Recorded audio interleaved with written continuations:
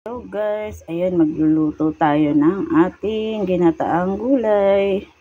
So may bawang sibuyas tayo at ang ating sitaw kalabasa guys. At ang ating malunggay na matagal himayin.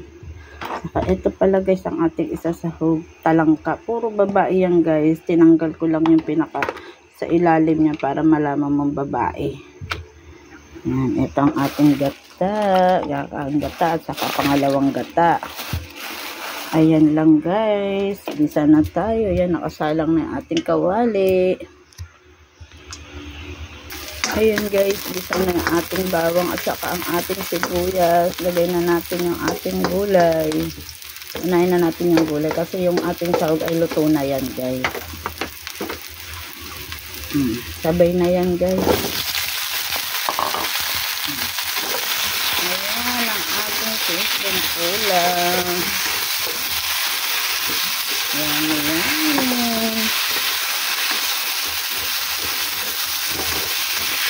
Ayan, lagay na natin ang ating pansahog.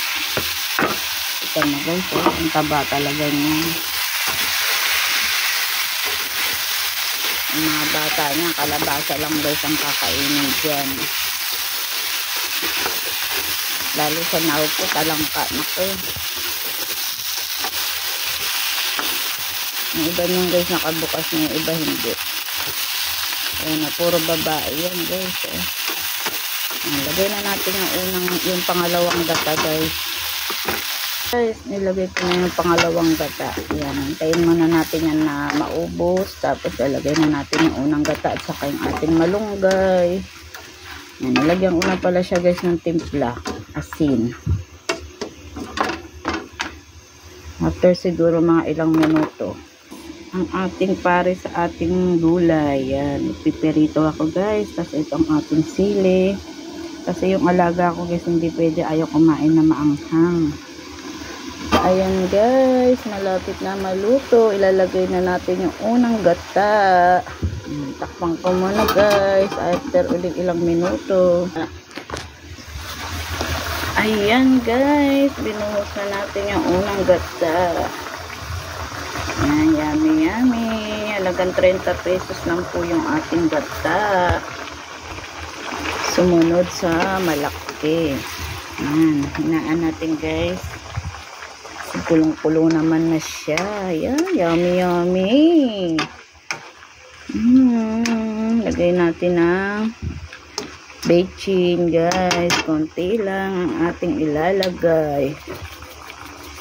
Yummy yummy. Ayan guys, luto ng ating yummy yummy ginataang gulay guys.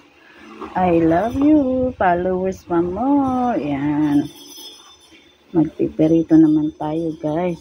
Ayan ang ating talangka lumawit. Ang dami ang talangka na sa ilalim guys. Thank you for watch. Pirito pa tayo guys. Ayan guys, luto na yung ating pirito. Yummy yummy. Ayan guys, papartihin na natin yan. Ang aking adobong baboy naman, pinarti ko na guys.